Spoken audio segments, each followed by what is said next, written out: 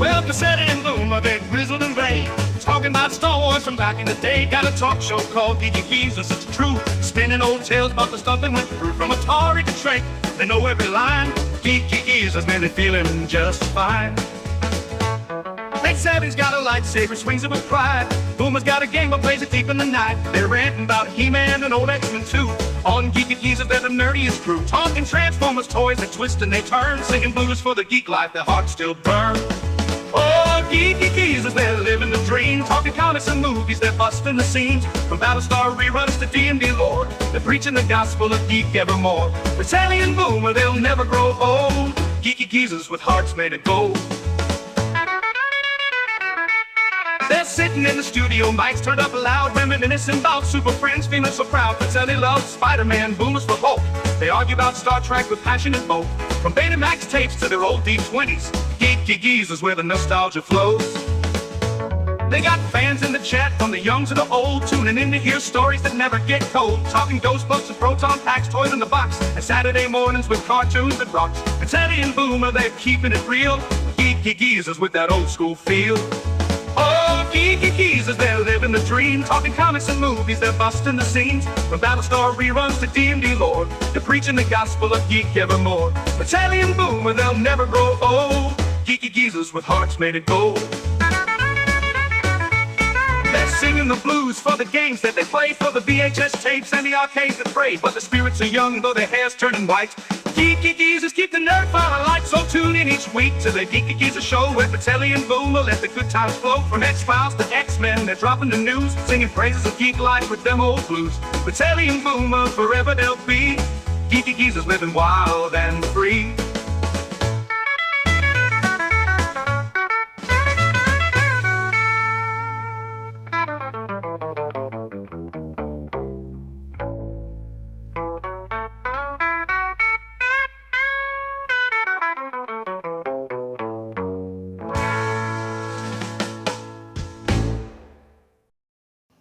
Hello everyone, welcome to Geeky Geezers. I'm your host, Agent Boomer. This is my co-host, Papa Pacelli. Hello. This is my other co-host, Netter of Netters Network, also known as the Geezette. Good evening. I don't know, Yeah, man. that was the show. Thanks, everyone. Good night. I'm telling you, I feel like, you know what? Maybe turn on the X-Bone and just it's one of these weeks where I'm like, nothing's happening. I know. It's I know. like, well, we got stories. Don't worry. Don't leave. Okay? Let's be honest. This is a holiday week, so if it's a light week, I'm not surprised. But let's just be thankful that we've made it this far. That the year's almost over. Another one's about to begin. Yeah, I mean, and my birthday's coming up next your month. Birthday's so, coming up soon. Birthday. That's true. Yeah. We'll have a nice birthday celebration for Netter. Okay. Yep. I was just what I wanted to say behind the scene. I was trying to make up. Remember when you and I were growing up, though, we thought of the box office, and it was always about who was number one at the box office, right? And they were the winner, and they made all the money. It was simple. The one that made the most money must have done the best. Therefore, they were the winner. Now, whoever wins number one at the box office, no, not necessarily. They might still be the winning loser. That's what. See, this is, and we were kind of talking about this behind the scenes. This is why they say that ignorance is bliss. The more you know, the more the less you can. Okay, so Netter and I like to watch, for example, Penn and Teller's Fool Us, right? And Netter knows that I used to, study sleight of hand and magic and illusions with Jerry G. Bishop, the original Svengoolie. And so she'll ask me, well, actually, Netter's actually gotten pretty good. She figures out how a lot of these tricks are done. But then when she's really stumped, she'll go, how is this done? And usually I go, well, I can't be certain. I'm sure they've got their own flair. But if it was me, blah, blah, blah, blah, blah, blah, blah, and I lay out how the trick is done. And then we listen to what Penn Jillette says. and he talks in like, you know, he doesn't want to give the trick away, but he talks in a way that the illusionist himself should understand whether or not Penn knows how the trick is done. Right. And yeah, you guessed it. And I'm like, yep, I was right. Or, oh, I didn't think of that. That's another way you could do it. Because usually with a lot of these illusions, there's more than one way to do it. Anyway, once like you know how the trick is, well, what I'm getting at is once you know how the trick is done, you can't unknow it. And the illusion is broken. And it's, I mean, I'm still impressed by magicians, how they do things. Even when you know how they're done, it's still very impressive. But you can't believe that it's magic anymore. And that's how I feel about knowing how the movie industry works now. Well, the entire entertainment industry. It's not enough to be the one that made the most money, because I can have a lot of money in my checkbook, but if I owe more than I actually have in my checkbook, I'm still broke. And that's kind of what you realize as you get older with a little bit of wisdom.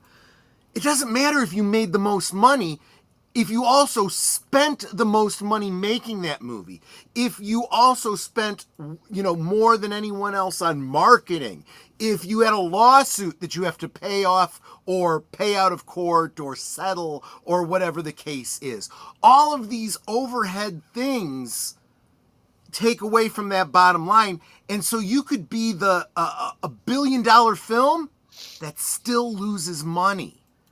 Believe it or not. I'm still trying to figure out, was Superman a success or not, and I can't get a straight answer.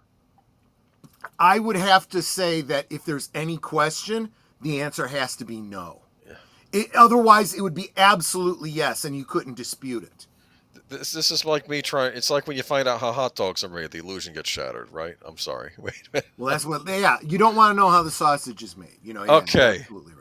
Anyway, welcome everybody. Let me say hi to the chat. We got Netter of Netters Network, who's also in our studio, talking about the membership drive for Troy Pacelli's network. Please, for last call, if you want just $1.99 a month, it comes with some many perks. In fact, I believe you're watching a movie tomorrow night, right? We will be. Normally, the members get to choose the movie, but this happens. I get busy. I didn't get a chance to get a poll put together, but based on our conversation on Friday, I think we're going to end up watching, because a lot of people said they haven't seen it. I was surprised how many people hadn't seen Logan's Run. You can see if it's prescient. Are a lot younger than us. Well, some are that true, are but the geezers. I guess I'm surprised. Youngins. I guess I'm surprised by the ones that are the same age and haven't seen it. I'm like, really, that movie? I mean, okay, maybe you haven't seen all of Logan's Run, right? All of Jenny 5 or whatever, but you certainly have seen it replayed over and over again on commercial television, edited for content. But boo, like Phoebe Cates in Fast Times, what was on television. Yeah, isn't that a disappointment? You're like, she's getting out of the pool, and you're like, yeah, and then it cuts to the next scene. It's like, you know what's bizarre? There's an alternative TV cut of Fast Times Original High, which has different scenes in it, and I think on the Criterion Blu-ray they have like all of them. They have the television cut on there, I believe, and I've been always been curious to watch it because there are all these television cuts out there of movies we knew. This could have been a good old days. I should have thought. There are. And this kind of falls into the same category. A lot of people call them television cuts, but that isn't necessarily why they exist. There is a cut. Well, there's cuts of certain scenes from the movie Shaun of the Dead on the DVD. Right. And they're not made for television. They are edited for a more general audience for airplane. Yeah. Yes. Because, I mean, you're watching a movie. Yeah, anyway. You get the idea. Oh. And there is a scene called the Funky Pete scene where the roommate is cussing out the friend and he just goes off with F this and F that, and it's so many F words. That's why it's definitely an R-rated film. But they changed all the lines in his rant. Instead of saying the F word, he says funk. Funking this, funking that. Yep. And then instead of being called, a rude word for a male member, he's called a prink. And honestly, it is so funny because nobody talks this way. You know what he means. Yes. And it just sounds so funny. The So first time I bad. saw it, I laughed so hard I was crying. I'm like, damn, you should just do this version when you release the movie. You don't always have to swear. Sometimes not swearing is fun. You know what was like funny? in Johnny Dangerously, same thing. Yeah, or Blues Brothers, right? I wasn't lying to you. I was just bamboozling you. Oh my God, Funny. bamboozling is so funny. It is. On the Crank DVD, the Jason Statham movie Crank, Yeah. it has an audio track on it, which is the airline version audio track, which you can play instead of the Interesting. regular cut, and it's ridiculous because, of course, it's the whole funk you or funk this, and yes. That is so funny. Oh, I it's so love bad. it. I love it. But I gotta say hi to the chat. Connie Cleary, welcome. Unscripted raid, yeah. Deleted scenes was talking about the Last Samurai. I assume he means like the last movie stars. I know he had Tom Cruise's picture up there, and I was like, no, there is another, and I'm thinking Brad Pitt. And that might be it. Well, I'll be honest. You know what Netter and I have been watching this weekend? Mm-hmm. Wednesday. We've been watching that Netflix. I've heard it's series. good. Yeah. It is really good. Yeah. And I do think there can be good entertainment still. There just isn't a lot of it. JPRPH1, welcome. Yes, thank you for being a member for 17 months, my friend. That is a good record. Keep it up. Would not be the same without you, honestly. Get a salute from Deleted Scenes. Welcome. Salute. And let me see here. Tree Rock Creations, welcome. Hello, Age Doomer. Well, you know what? I hate to break this to you. That might be where I'm headed, man. I don't know, man. This is just we're gonna get into, especially this Friday. We're gonna be talking about Black Friday on Black Friday, and I just realized that I can make up frustration picks, but part of me also thinks that we should just see your reaction to some of these stories. I want to see Troy's reaction on screen. Okay. I think you're going to get pissed at some of these. I probably will. At this stuff. Have a great day, geezers and geezette. Wishing everyone a safe and happy holiday week. Yes. Thanksgiving. Fair enough. Thank you. Jessica Gerhardo. If you see Birdman, say hi to him for me. Big Al. Absolutely. All right. And let me see. D Pensak, good gracious, time for Geeky Geezers. Howdy, Aged Boomer. Last call. Hello. Let me see. And let's see here. D Pensak, Geek Flag with Nate Knows. Welcome. Like, subscribe, comment, and become a member. Thank you, Geek Flag. Definitely. Absolutely. Geek Flag says, I don't want to know how the sausage is made. We probably don't. Right. That reminds me of the one story from Scary Stories to Tell in the Dark. It was called Wonderful Sausage. Oh, you can guess what the ingredient was. Anyway, Kapla, welcome. Soylent Green is people. Well, the guy ground up his wife because he got annoyed with her, and then he started grinding up other people in town and putting that into the sausage, and it kept selling so well. Anyway, Depensec, welcome. It's marketing. Just ask Sweeney Todd, right? I need to watch that. That's another Johnny Depp film. No spoilers of the 1982 film roster. Don't ruin my childhood fun. Yes. You know what's interesting? Like we had other movie stars, but Hollywood decided to jettison them for bad reasons. Yeah. Like Johnny Depp, which he might get a resurgence now that he's been casting some things finally. But that whole debacle with that trial and accusations and the fact whoever was in charge of Warner Media screwed up the Fantastic Beasts franchise by kicking him off it without any substantive reason. It just go ahead. Look, the greatest lie that the devil ever told that you believed was to make you believe that he doesn't exist. The greatest lie the system ever told you was to make you believe that you can't resist. And the fact is you absolutely can. When I look and I see things turning around and I see people that were canceled unfairly and people starting to turn and say, no, we are no longer accepting this.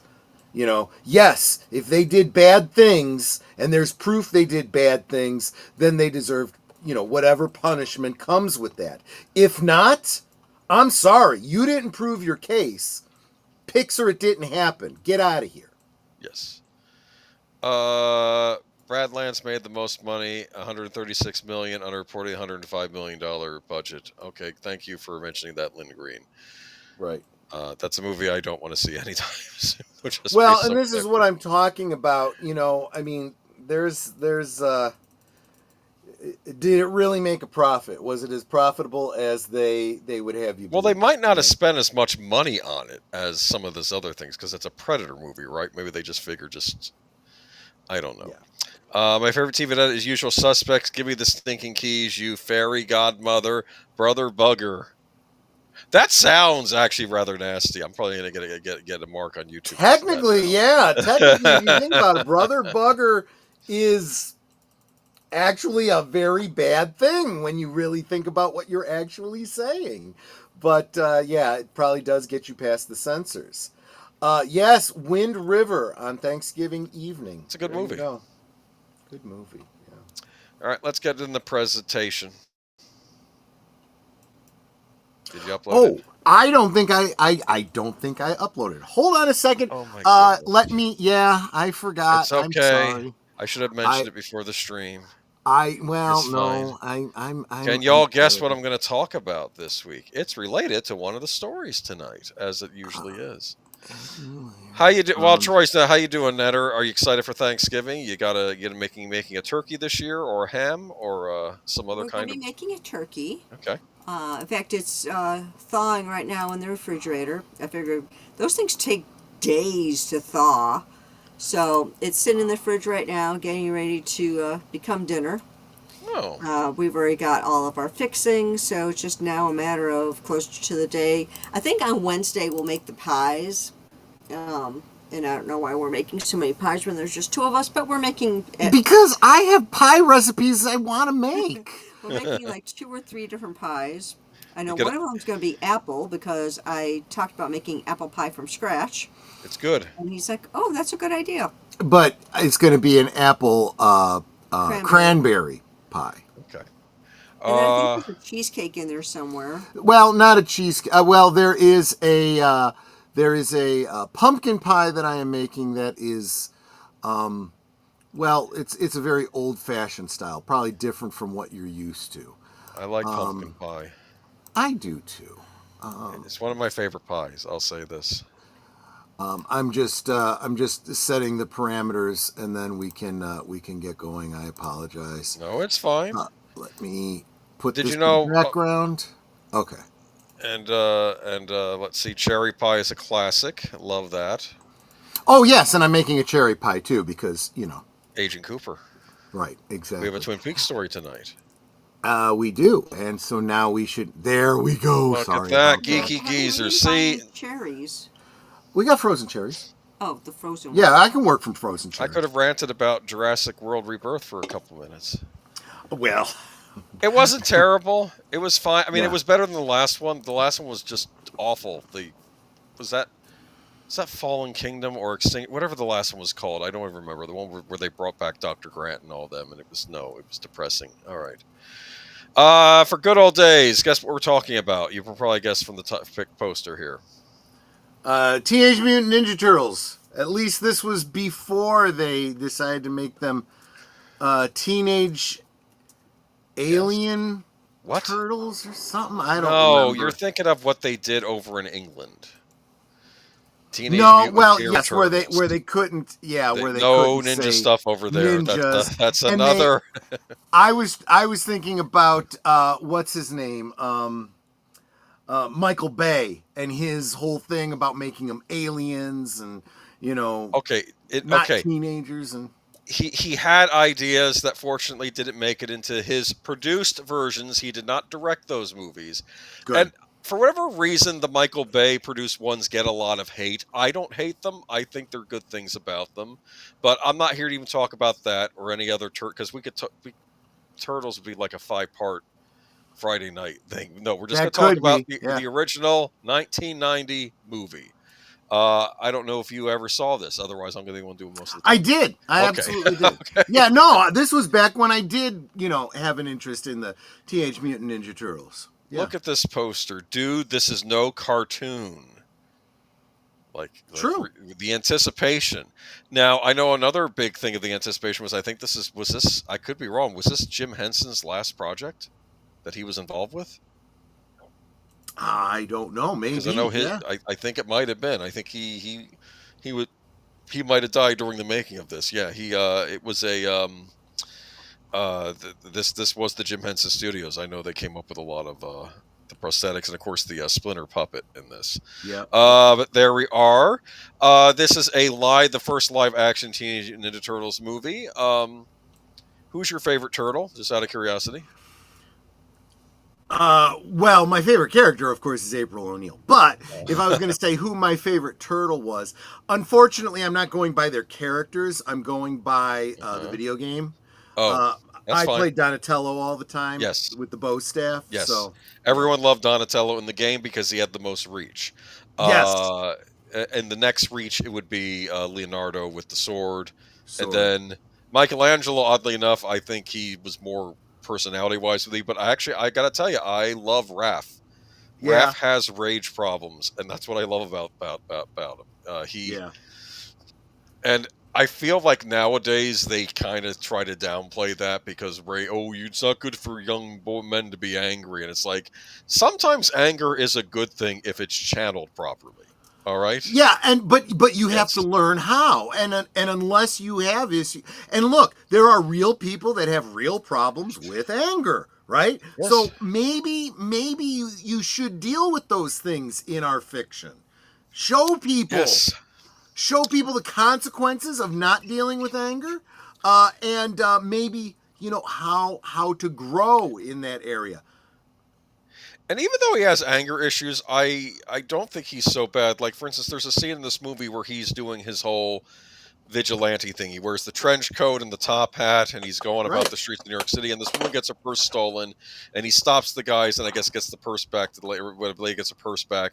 But then he runs into another vigilante named Casey Jones, the guy that wears the hockey mask, and he's saying, "No, I'm going to give you these punks a lesson." And he's like, "They don't need it like that, not like that. They do." Like he's basically saying, "No, you're going too far." And then the punks run away, and then they get into a fight, and then Casey Jones, I think he knocks him into a garbage can and calls him a freak, and that sets off Raph. He's like, "Freak!" Because think about it, we have superheroes, and when you think of the Outsider, you think of like the X-Men, or maybe literally the Outsiders from DC Comics, but at least the X-Men are basically humans. I mean, these guys, they're turtles. I mean, they're... Dude, look, this is absolutely a theme that everybody loves. This is why the X-Men were so popular. This is why we're loving Wednesday. I mean, it's the same kind of thing. It's a story about people that are outcasts, and in Wednesday's case, it's like she's an outcast among outcasts. Exactly. So anyway, this was of course the big production, and people like Siskel and Ebert were very not kind to this movie, and I think people misunderstand that they made a movie with martial arts, and you have these guys in these prosthetic suits like the Howard the Duck suit, and they're having to also perform martial arts in them. Yeah. How difficult was that? That really is incredibly impressive. I mean, in a lot of ways, especially with, look, I don't think you realize, not only are they wearing foam rubber suits, right? Yes. With the armor on the back and the chest. But those faces have like puppetry animatronics inside. Yes. That go through cables like down their butts, and they're tethered to somebody else. Yeah, it's not like they just stuck a rubber mask on these guys. These are right. I mean, I don't know. Like I said, I believe it was the Jim Henson Productions were involved in a lot of this, and let's move on. And then, of course, you would have like a standard puppet, which is Splinter, right here. And I'll tell you what, Splinter brings in all of the puppetry that you saw in things like the Dark Crystal and Labyrinth. Labyrinth, yeah, all of these things. Yeah, exactly. And I remember when this came out, I did not catch this in the theater. I had it. I was late catching on the Turtle Mania. I was too much of a little snob. I want to say. I love Ghostbusters though, especially the Ghostbusters cartoon, and I often felt the Turtles had sort of a similar sensibility to them, at least in the movies and the cartoon. Like, we know that this situation is ridiculous. Okay, that you have Teenage Mutant. It's in the title, Teenage Mutant Ninja Turtles, and they're. I remember the first episode of the cartoon where this scientist says, "Oh, the ninjas made off with this super teleporter magnifier beam system," and she says, "And what does that do? I have no idea." That's all he just says. 'Cause, I think that's great. It's like, I don't know, but it's stolen. We got to get it back. Yeah. Look, Tree Rock brings up a great point, and hold on to this point because we're going to come back to this. Do we have superheroes? In the 80s and 90s cartoons we did. In the present live action movies, I don't think so. Hold on to that because I'm going to make the argument that our love for superheroes was so great that there are people that still keep going to these movies hoping for and looking for the superheroes of our youth and not finding them. And I can demonstrate why I know that to be the case. I want the Batman of my youth back. It's driving me nuts right now. I need the Batman of my youth now, and I feel like they're not giving him to me, and it's driving me nuts. Because they don't understand it. No, they think he's a nutcase. No, the problem is they think he's a nutcase. They think all these heroes are psychologically damaged people. And the worst part about it is the people that believe that are the ones that are writing them, and they do have mental issues that they're working out through their stories. I didn't see this movie in theater. I got it as a Christmas gift on VHS. That was a nice gift. Big fan of that. I had Teenage Mutant Ninja Turtles 1 and 2 on VHS, not 3, Jesse Gajardo. Oh, wait, 3 wasn't good. Of course, I say 3 wasn't good. I'd probably watch it now and say, it's not that bad. Because it's comparison. Yeah, because again, by comparison, because they keep getting worse. All right, keep defining deviancy down. There we go. There's Casey Jones. I forget the actor who played him. Greek last name, I believe. We bring that up. But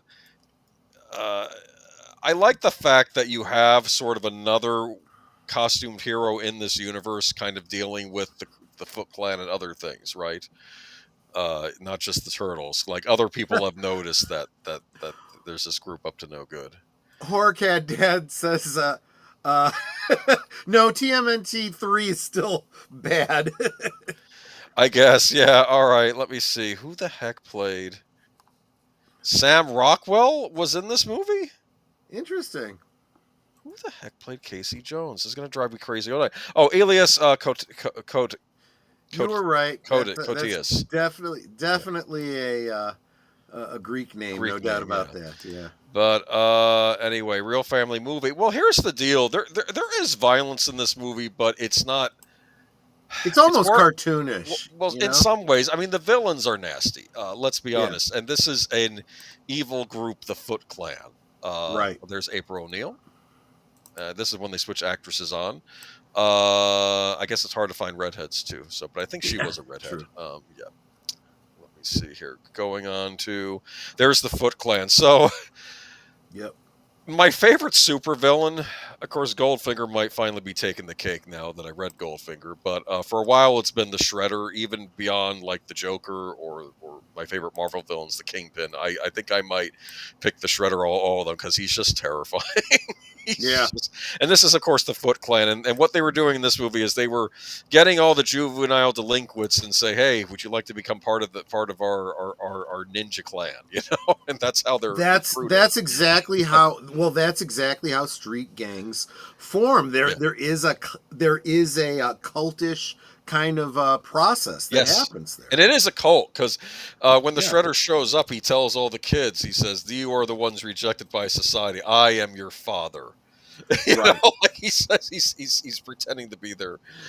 It's terrible. Like he cares about them. Yeah. Look at that mask.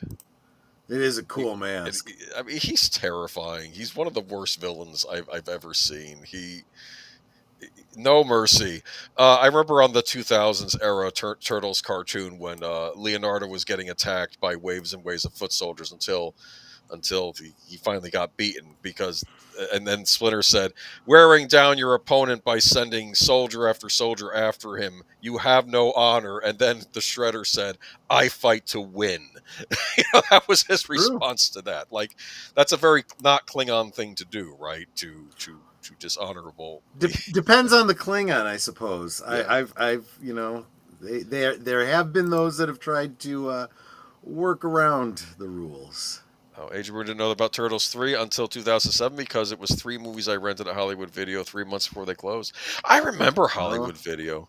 Shredder equals Mortal Kombat. I wonder, I know that Mortal Kombat. I don't think they did, but they should put Shredder in one of the Mortal Kombat games as a bonus character. That would be cool. They did put the Turtles in one of the DC fighting games that's made by the Mortal Kombat people as did. bonus characters. There's a funny scene, I think, where like Michelangelo goes up against Superman, and the first part of their dialogue is, favorite food, New York City slice, go. And then he goes, beef bourguignon. And he says, no! like that's what Superman said was beef bourguignon. That's funny. Which I don't know. I don't know where they get this stuff. So here we go. Let's move. Shredder's evil. Yep. Look at that, man. He's going up against. I don't know. And this was terrifying. This was toward the end where, like, he goes, the rat, it has a name, or rather, it had a name. And then Leonardo steps up and says, you, Splinter's not dead, you lie. And he says, do I? And then he goes, no. And then he goes and attacks him. And Shredder makes short work of him and puts his sword to his neck and looks at the other 3 turtles and says, weapons. And the other turtles throw their weapons down, and he says, fools. You might have overpowered me with the loss of but one, but now your fate will be his. And he's about to cut like Leonardo's throat right there. And then they all start screaming. Then Splinter, of course, shows up and fights Shredder himself. So I thought that was interesting. The teacher basically shows up at the end. Which I like. You don't usually see that in these kind of hero movies. No, you don't. But the idea that, you know what? You're not ready. I'm still the master. Yeah, yes. I'm still the master, and there is still, much that even the bad guy has to learn, Yeah. And I don't know, I thought this was a good one. Did you Teenage Turtles was created as a spoof of Daredevil? Yes, it was. Which I didn't realize at the time, but of course in Daredevil you have the ninja clan called the Hand. The Hand, right. And then in this you have the Foot. Do you get it? And the it was supposed to be the same toxic waste, the accident that causes his blindness goes down the drain and turns the turtles into mutant ninja turtles. I see. And of course their master is Splinter, whereas Matt Murdock's master was Stick, the blind janitor guy. Yes. Exactly. So, yes. Who knew how to defend himself because he had to learn how to defend himself because he was a blind man. So he learned martial arts to do. And he says, I'm going to have to train you. They did that on the Netflix show. I thought to great effect, actually. I did too, yeah. Why did they always have turtles meet DC characters? They share the origin with Daredevil. They should ally against the Hand and the Foot. I don't...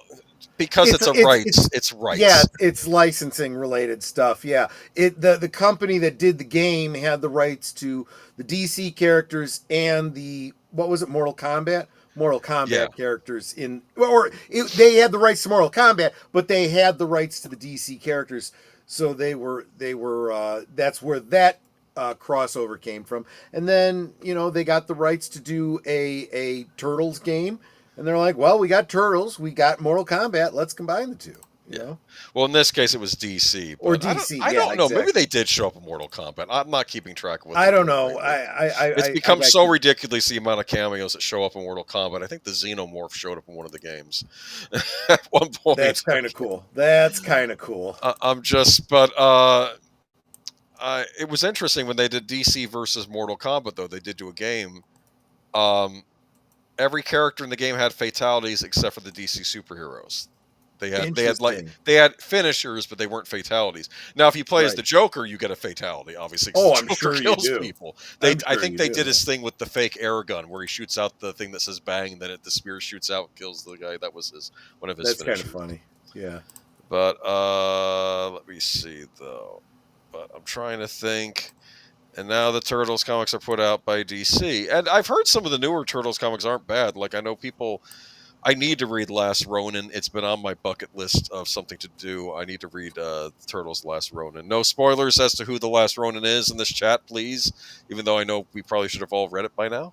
But basically, the Last Ronin is a... I treat it as a what-if. Some might treat it as canon. I treat it as a what if, like a final turtle story, kind of like the Dark Knight Returns, basically, for Batman. You know, Right. like it's like a what if. It takes place in this horrible dystopian future. I assume the Foot Clan is responsible for it. Well, let's put a pin in that because we'll get to that. We're gonna get to that later. Oh, I got some thoughts on that, but just I don't know. I remember this as, I mean, I think I was almost starting to age out of this. I mean, I was a big fan of the video games at the time too, so I would pick those up. But I don't know though. I would say this is a preteen boy movie, and yeah, I would say so. I love how at the end of this movie, Splinter makes he says, "I made a funny," like he makes his joke, and he says, "I made a funny," and then at the end of the second movie, he goes, "Go ninja, go," and he says, "I made another funny." And then the credits, because that was from Vanilla Ice in the sequel, but I wasn't right on the sequel. So the other thing too, and I know there are some, maybe Tom Connors, because I know he's a big Teenage Mutant Ninja Turtles fan. These movies, and especially the cartoons, were very kid friendly, like you said, preteen boys kind of thing. But if we're gonna be honest, the comics were not intended for children. Those were really intended for older readers. Hence why the Last Ronin is probably darker as well. Exactly. Of course, again, I don't even know if you're supposed to take that as the final story. I think you can take it as apocryphal, this is something that could happen, you know, right. Not necessarily the final thing. Kind of like how Batman has a few final stories also. I think another final story involved him marrying Talia Ghul and going off into the sunset. I think that was another one that was written. But, okay. How about you, Netter? Did you grow up with this, or maybe you were maybe your kid? Turtles. This movie. I mean, I've seen a couple of the cartoons. I saw at least the first movie. I thought it was okay, but it's like I thought the cartoons, of course, were better because I could do more in cartoons as far as like fight scenes and all that. Right. It wasn't made for you. No. It was throwing distance. Well, here's the deal. I think they were doing what they could in live action with this movie, and they were basing a lot of what happens in the comics, except it's Raph that gets beaten near death, as opposed to Leonardo, I think, or unless I'm confusing this with the animated series from the 2000s, which started out well and then it kind of fell apart. I'm talking about the second animated series, not the Nickelodeon. But Teenage Mutant Ninja Turtles 2012 is the best TMNT. I've been meaning to watch that. I know there are a lot of fans of that, and it's been on my list to check out the prior Nickelodeon series. I know that was very well received, especially by younger viewers. So it's fine. That's your favorite. Okay. In fact, they always do crossovers with the 80s cartoon turtles on all these various series. Did you know that? Yeah. Like it'll be some interdimensional thing where they meet, which I guess they ripped off for that Spider-Man No Way Home. I would imagine so, yeah. So best TMNT. All right, moving on to our news of the evening. Yep. And welcome, Kojo Asante. If I've not seen you here before, welcome. All right. Geeky Geezers, I guess we got to get to it. I suppose we should. Here's someone who wants to get down to it, as the cowboy would say, Mulholland Drive. Yep. Oh, boy. There's going to be more to this. I don't know how much I want to spend on these streams. This is just England, but it ain't just, let me read the story and then we'll get into it. All right. Black Ops 7 physical sales down 61% as it fails to beat Battlefield 6 launch amid mass player complaints, poor reviews, and dwindling physical sales. Activision says Black Ops 7 has had a great first weekend. To say Call of Duty Black Ops 7 is having a rough launch would be an understatement. The game only launched on November 14th, and it's been met with a deluge of fan complaints about its awful campaign and use of generative AI. It's too soon to tell if this has had any major effect on the game's long-term prospects, but physical sales of Black Ops 7 are definitely down on last year's entry in the United Kingdom. Ever since digital took over, physical sales do typically decline each year, but compared to last year's Call of Duty Black Ops 6, they're down by a shocking 61% for Black Ops 7. This is according to data marketing research company GfK, as shared by the game business editor-in-chief Christopher Dring on X, who added that Black Ops 7 has saw a smaller UK retail launch than its primary competitor, Battlefield 6. Black Ops 7 could make up for this decline with increased digital sales, numbers for which are generally never shared, but 61% is a far bigger drop than you'd expect for one of the most popular gaming franchises in the world. There are also signs that it's struggling to attract players on Steam. Per Steam database, Black Ops 6 launched to over 306,000 concurrent players, but Black Ops 7 has barely managed to crack 100,000 concurrent players since its launch. Admittedly, Black Ops 7 seems to be faring better on PlayStation, with the UK Play Store listing as the second best-selling game at the moment, behind EA Sports FC 26.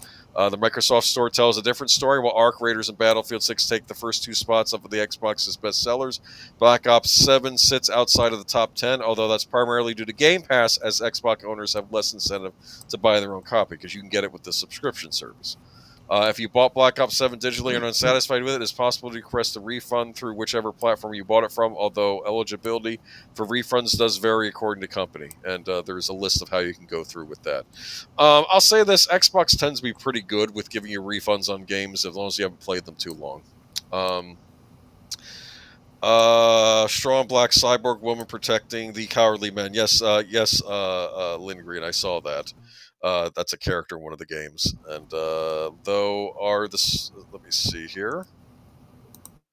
I'm trying to think here. Sorry, you there? Yeah. Okay. And then Horror Cat Dad, welcome. Only had Black Ops 1, and that's all I ever needed. Yeah. I have Black Ops... Do I have Black Ops 2? I lost track. I kind of got out of the Call of Duty series a while ago. I never quite got into it. I'm not picking on its fans or anything. It just ended up not being for me.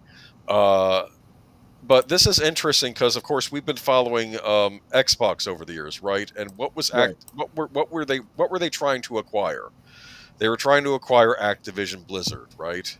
Right.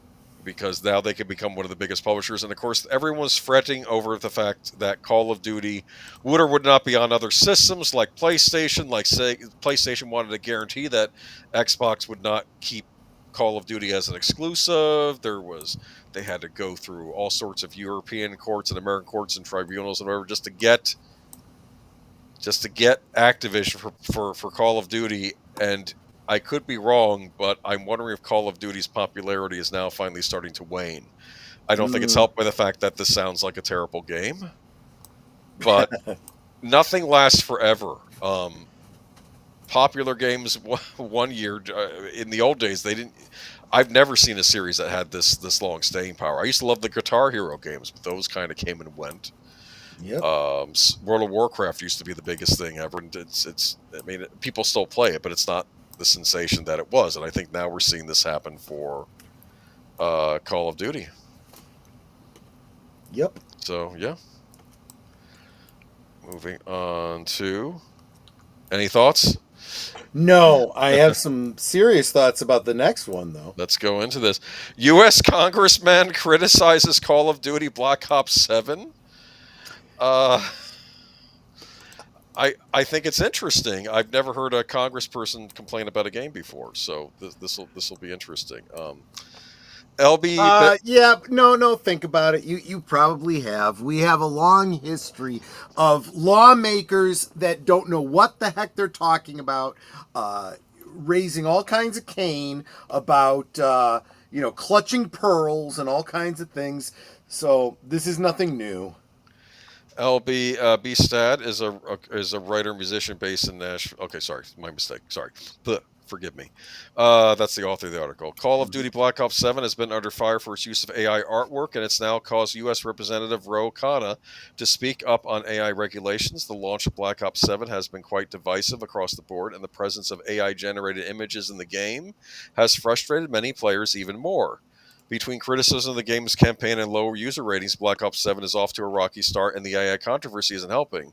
Steam has even refunded a Black Ops 7 player due to the game's AI use. The use of AI in game development has been a huge debate this year, and Black Ops 7 is adding more fuel to the fire.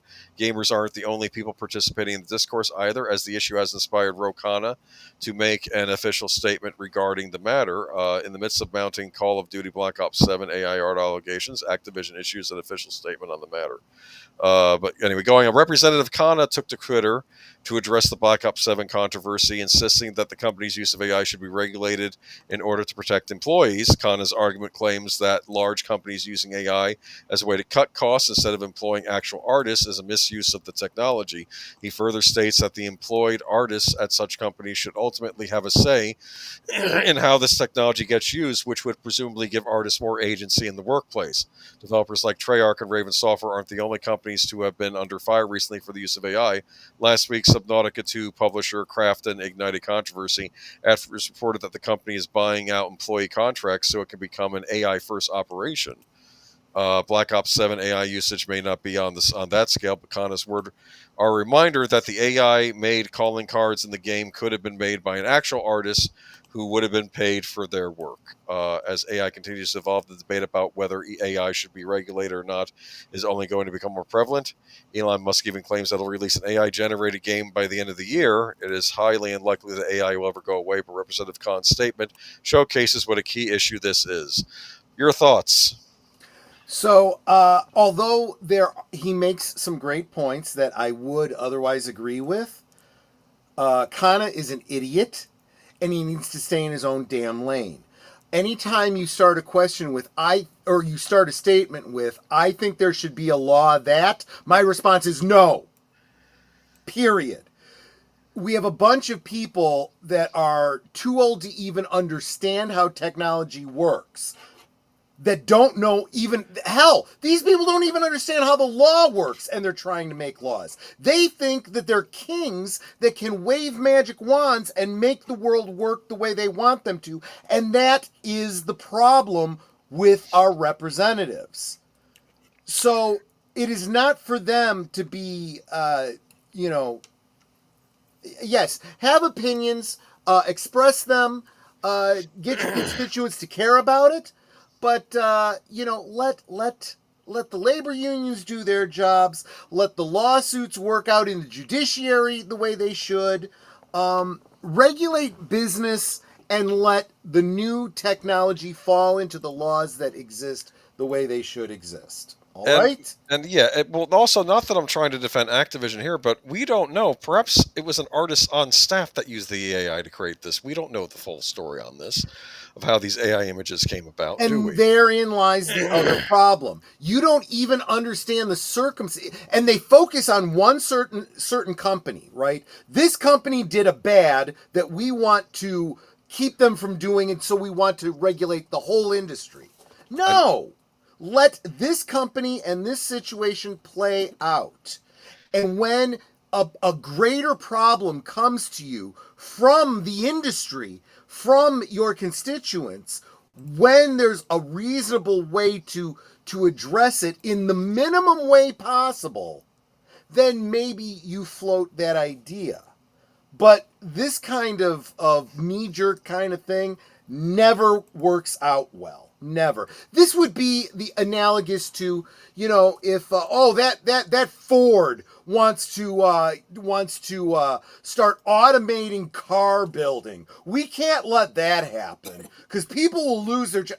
Look, he wants to put cars on the roads. What are we going to do with all the horses? Here's what I have to say, though, about this whole AI thing. And I think that if companies are getting rid of employees or replacing with AI, and the AI is not doing the same job as the employees because they overestimated what AI could do, and if this company suffers financially, I say they don't get a bailout. All right. Exactly Yes. right. Yes. That is how you address it. Let the companies do what they're going to do, and if they go bankrupt, too bad. Same goes for Activision with this AI art. Apparently players do not like it. It must be really awful if they noticed it too. Exactly. And And that is the just way it don't is buy the game. supposed to work. This is why they keep villainizing capitalism, because they don't let capitalism do its job. If people don't like it, they won't buy it, and the companies won't do it. The problem takes care of itself.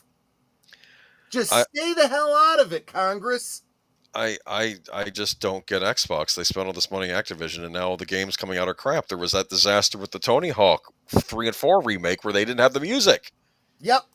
And Microsoft has the money. They have more money than Activision had, but we're getting worse stuff. And that is a great example of the law that these idiots have put into place, screwing things up. Because this is an example of where copyright laws and whatnot, who can own a song, who can own a melody, there are serious problems with our copyright laws because they're being written by people that don't think it through, or worse yet, don't care. All they care about is the rich companies that give them money to run for their next election.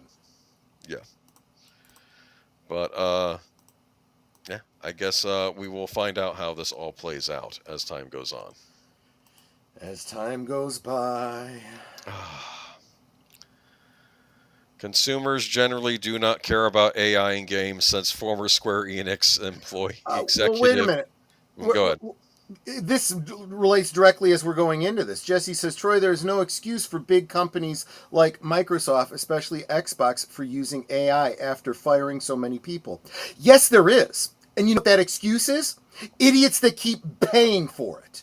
If you go and you buy an Xbox knowing this, then you are the problem. If you're buying I these don't blame the games, companies. yes. If you enable these companies to do it, then the purchasers are the problems. Just like you could go off about Apple. You know, there's a YouTuber that I follow. I am a member of his Patreon. He's going to stop using Patreon. You know why?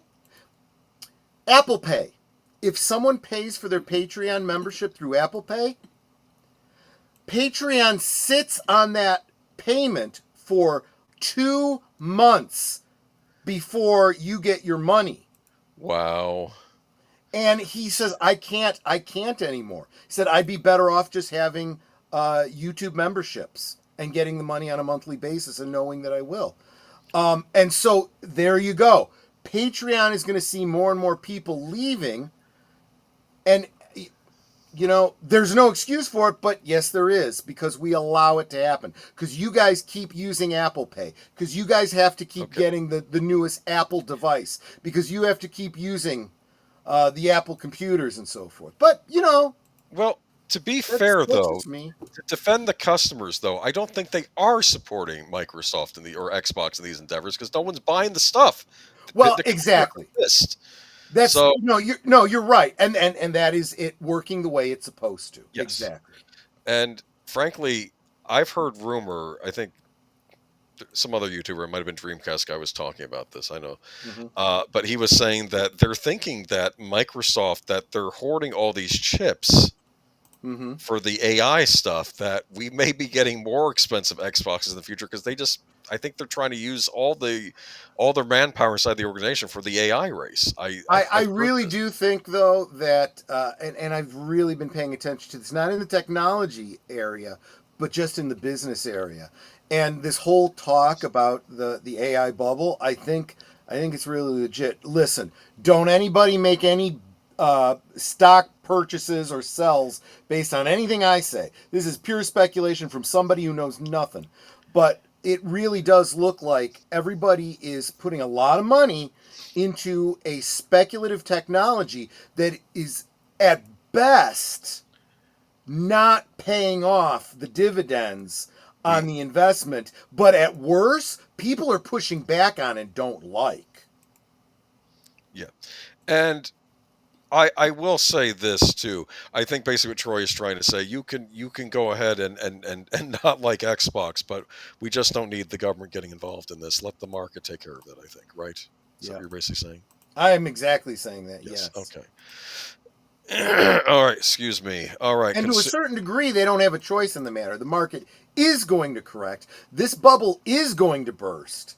And I think AI is going to become the tool that it was meant to be.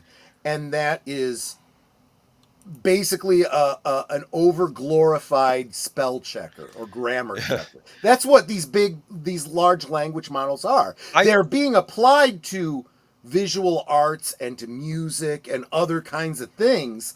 They are tools, but they're the kind of tools that we've seen in like Word and Photoshop for years. Well, it's like when the electric keyboard was invented and people were messing around with that, but you still had to be a musician. You can build an automatic hammer. It's not going to build a house for you. And that's what people are trying to do here. I think they're promising the world, and I think they're doing it to get investment money. I think that's the problem. Yep. And I think you're right. I think we'll eventually find out what it does do and what it doesn't do well. But this I thought was interesting. Former Square Enix executive, Genvid CEO Jacob Navok, the former director of business at Square Enix, has shared his 2 cents worth on the ongoing debate surrounding the use of AI in game development. While it's far from a glowing endorsement of the practice, Navok argues that most players generally don't care about it. For the anti-AI sentiment we're seeing in various articles, Navok wrote in a recent post on X, it appears consumers generally don't care. Well, I have a response to this myself. If players don't notice it's AI, they're not going to care. If they do notice it's AI, they are going to care. That's the point. Yes, they are. Exactly right. Alongside the successful launch of Arc Raiders, the source of Navok's argument. Can I stop you there for a second? Sure. Just to give some context to this. Again, we're also talking about someone who might be doing a little bit of doublespeak, because not all AI is made the same, right? If it's used to generate art, if it's generate dialogue, whatever, you're running a lot of risks that people are going to notice and go, oh, that's terrible, you know? But then again, we also got people working on these games. Even if they're not using AI, they don't know how to write. They don't have the talent, and it's terrible too. So this was one of the things I said a long time ago about AI. How can you even tell? It could just be bad because you got these stupid DEI hires doing this stuff that shouldn't be doing these jobs. But I am digressing. I think these games are missing their opportunities with AI. They need to use these large language models to improve the, I'm unfortunately using AI in 2 different ways in the same sentence. Mm-hmm. Large language model AI is a very different, in quotes, AI than the artificial intelligence they have built into games, like the interaction between you and an NPC. That's another kind of AI. They could combine those two and have you interacting in the game. And some games are actually starting to do this, where instead of you have three things that you could possibly say to an NPC, and they've got pre-programmed responses to that. They call that an AI. Really, all that is a twist-a-plot. It's a branching tree. Well, yeah, and they have games that are basically twist-a-plots, like that the Quarry game or Until Dawn. They were what they really could do, though, is allow you. Imagine a first-person game where the NPC interacts with you, and you have a microphone on, and you speak into it like you would say to your Echo Dot or whatever, and it understands you and responds based on that. That would be really good. That would be really good. That is missed opportunity they are not doing. What they are doing is they're using AI to be lazy, and I think that's what this exec is trying to cover for.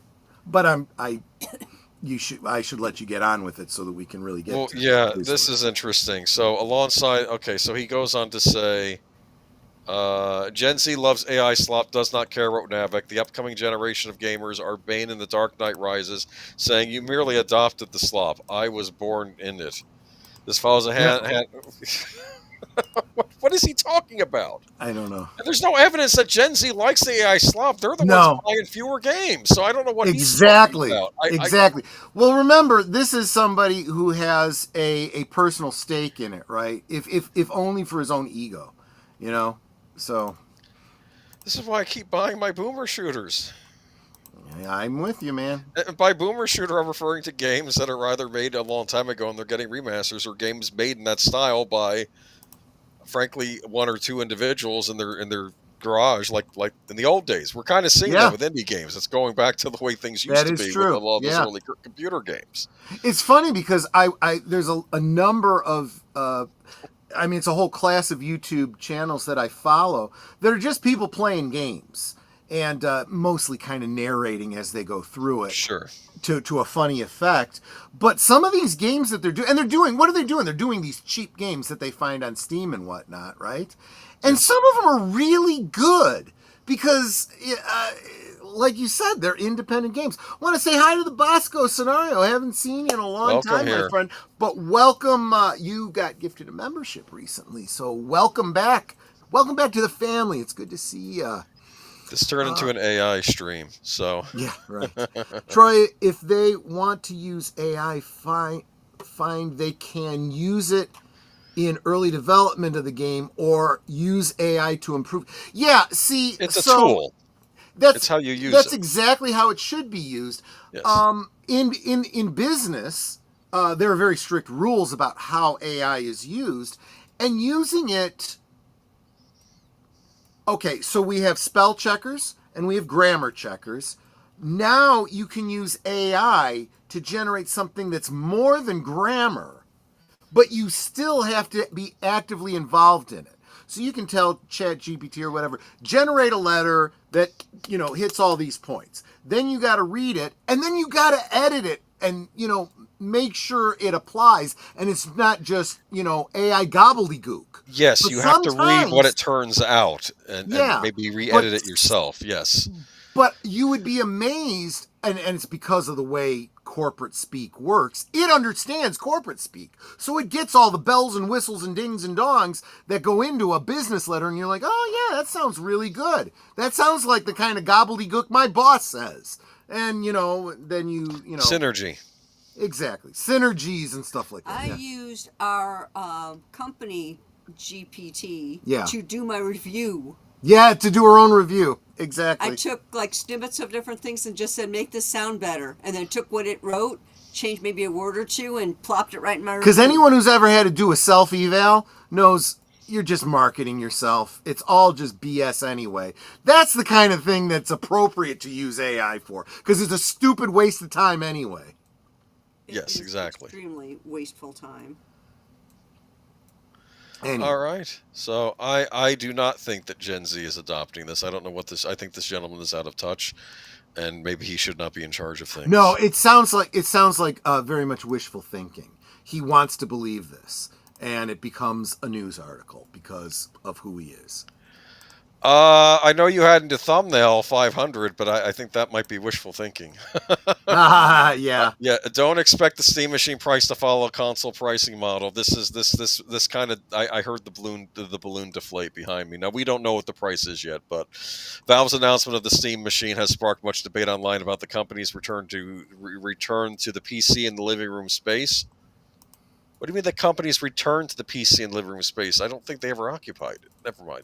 But one key piece of information remains. I think they're thinking like our old, like my Atari 2600. Oh, you mean when you hooked up the Atari 100 computer and they didn't have monitors exactly. yet? You hooked it up to a TV. Yeah, and that was actually right into the early 90s. Yes. Okay. The Steam Machine is a gaming-focused PC designed to be more accessible than a standard desktop PC with sleek cube-like design and SteamOS on board. Yeah, okay, I know that. In a recent episode of The Wand Show, Linus from Linus Tech Tips recalled that he had expressed his disappointment to Valve that Steam Machine wouldn't follow a console pricing model where it subsidized the manufacturing because it takes a 30% cut of sales made on the platform, as the likes of Sony, Microsoft, and Nintendo do with their consoles. Linus said he was then asked by Valve what he meant by console price, to which he responded, $500. Nobody said anything, but the energy of the room wasn't great, Linus continued. Now, I want to express something. We don't know what the price is, but I think you could tell by what they were saying in the room. Like, we're releasing it at 800. What are you talking about? It doesn't sound good. I wouldn't hold your breath, but Well, look, I kind of said this myself. If it's cost effective, people are going to go for it. If it's not, why would they bother? They're going to find themselves holding an empty sack if they price it too high.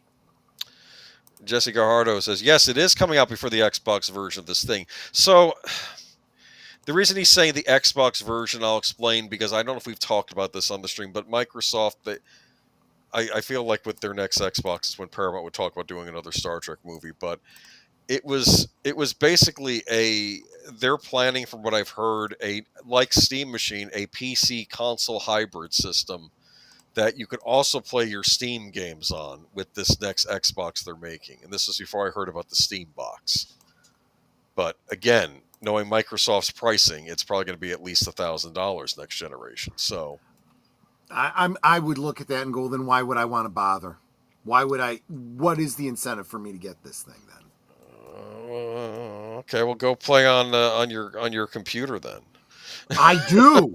Okay. I am waiting for these companies to come up with something to coax me away from my PC.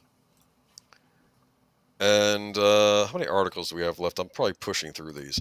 I don't know. I think I would buy a Steam box if it was maybe even 600, but that might be the highest I would go for something like that. I get that inflation is a thing just because of what's been going on, but yeah. All right, so let's move on. I didn't even bother talking about this story in relation to the uproar online, which people get over it. These are the actors they cast. I think they're fine. I think they look like the game characters, right? Yes, they do. And honestly, here's the interesting thing about it. I never really thought about it before because these game characters tend to be kind of cartoonish. Yes. To now see them in live action, I'm like, this is very Lord of the Rings-ish. This may actually be better than that stupid Amazon series they got. Well, this is why people were getting all angry about when I told you I think it was last week with Wind Waker, and they made it into a cartoon.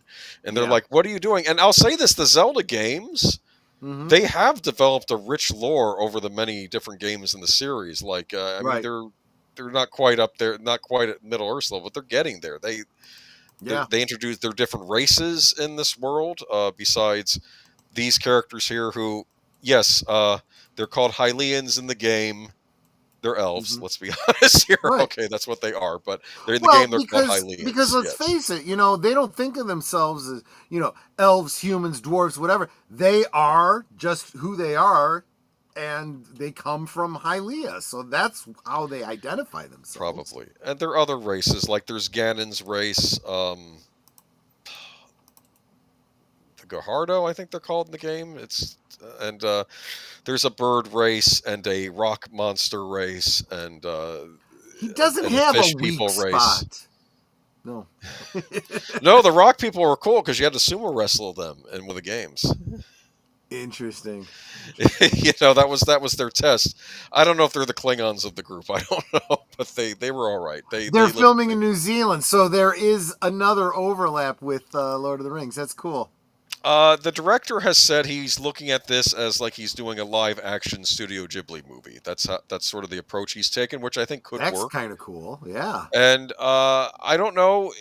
The weird thing about Zelda games is they all take place in different time periods. For instance, this movie may not be based on any one of the games. It may just be it may be its own thing because, as you know, in the games, Link and Zelda are often reincarnated over and over again, but they tend to look different.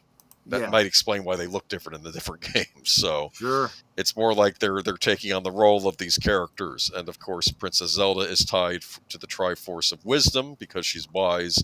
Link is tied to the Triforce of Courage because he's the hero. And then we have the Triforce of Power, which Ganon is tied to, the villain. But it looks good. I have no complaints. I'll read a bit from the article, but Nintendo has offered fans their first glimpse. Yeah, pics were leaking online, and I think Nintendo said, screw it, we got to release something. Right.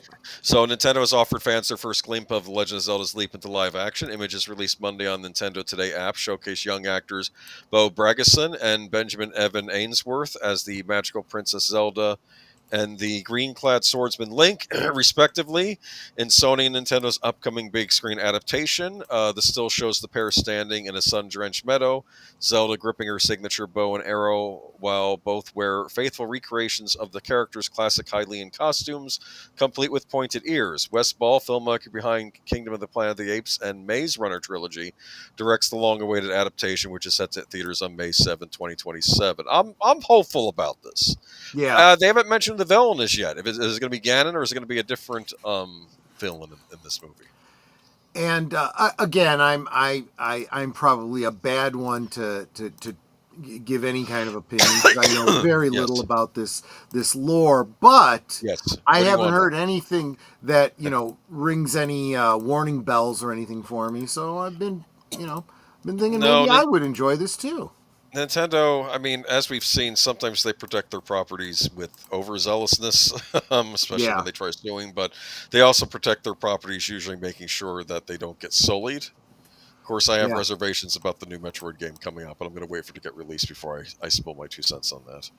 Fair enough. But this movie looks good, and British actress Bragason is best known for roles in BBC One's Three Girls and The Jetty. I did watch The Jetty.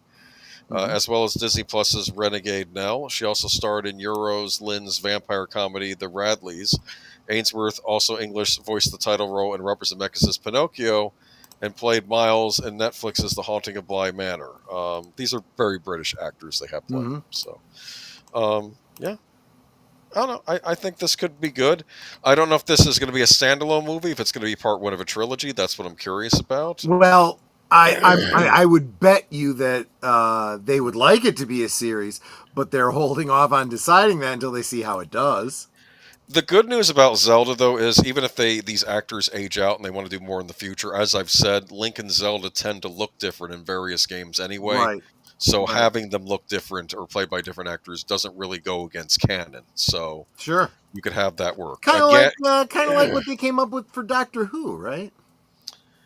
Kind of, yes. Of course, with Zelda, it's excused by they get bored of the old style. With video games, they tend to. I don't want to say every video game is a remake, but whenever they would do sequels to Zelda, and people are trying to come up with a timeline. I know back at Nintendo, they're thinking, well, we're just kind of making things up as we go along. And we're trying Yeah, exactly. But they eventually did a timeline, and it upset people because people were obsessed with the fact that there had to be a 2-timeline Zelda series, because at the end of Ocarina of Time, adult Princess Zelda says, "Poor Link, you didn't get to enjoy your childhood," and then sends Link back in time to be a child again. And they think when that happened, the timeline got screwed up and got split. And then you had one universe where Link the hero wasn't there anymore, and one universe where he was, and therefore disaster fell Hyrule again because Link wasn't around to stop it. Do you understand? Because Zelda sent him back in time to. People had all these fan theories, and then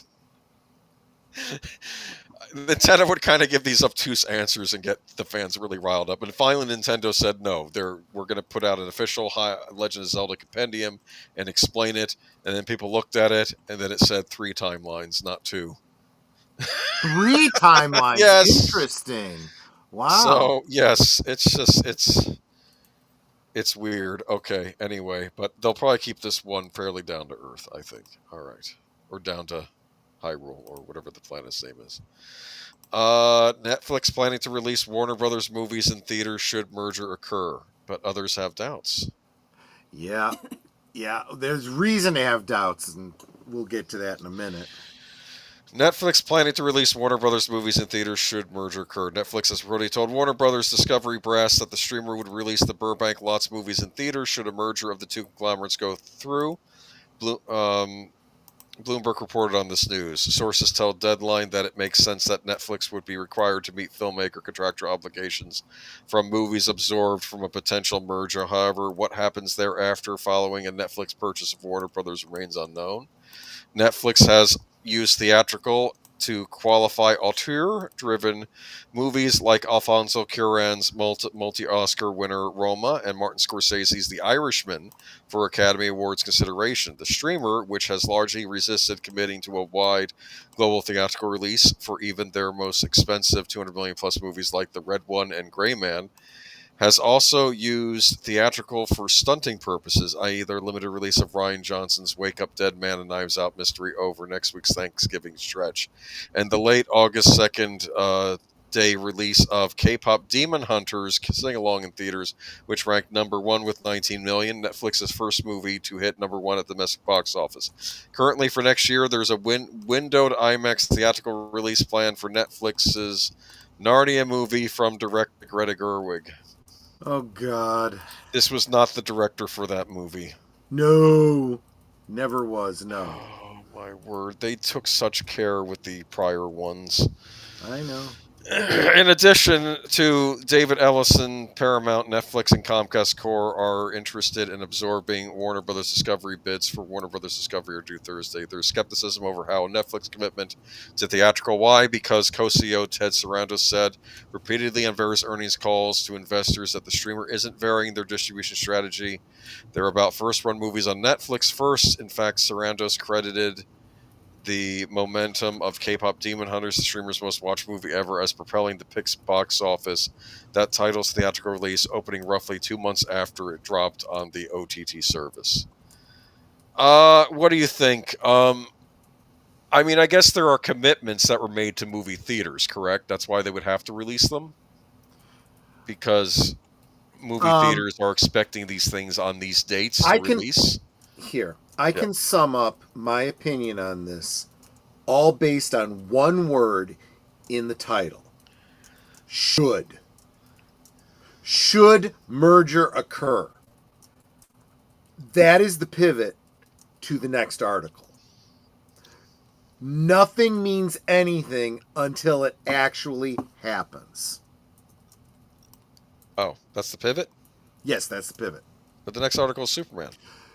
No, there's a recommendation of a the YouTube video. Yes, the YouTube video. So Criticless, Blaine over at Criticless was making a point that there is a lot of people speculating about movies being released by Warner Brothers and all other kinds of news happening with Warner Brothers. Don't believe any of it. None of it means anything because we have no idea who's going to be calling those shots, in the new year.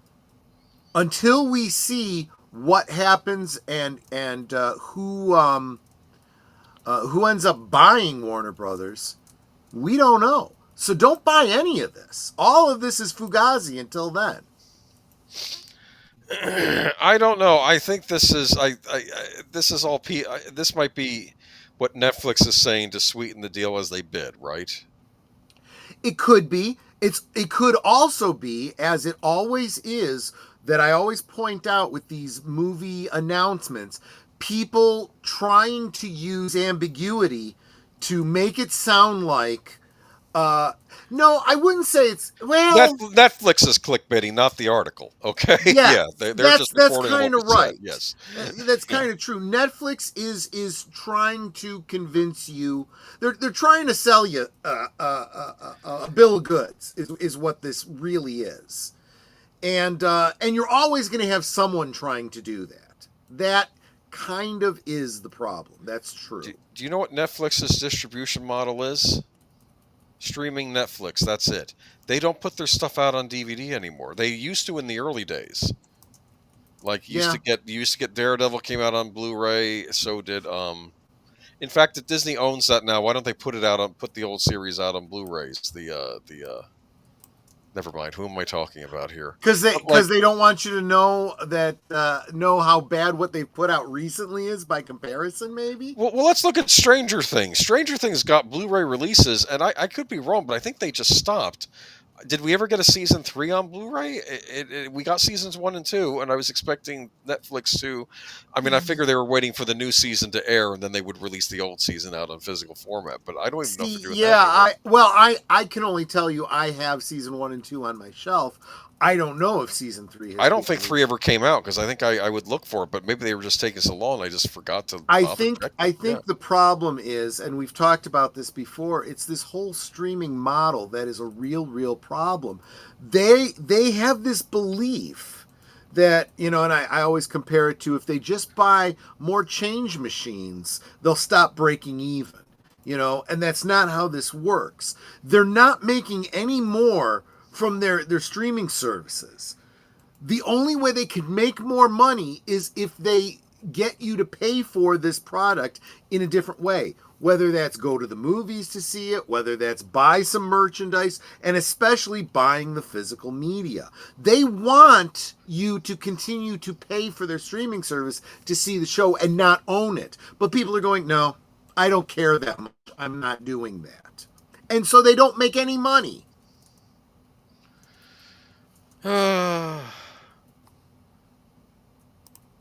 Superman. Yeah. It's a real shame. I think you had 3 of these in your comic book collection before I got doused with that water. You should have appraised it better.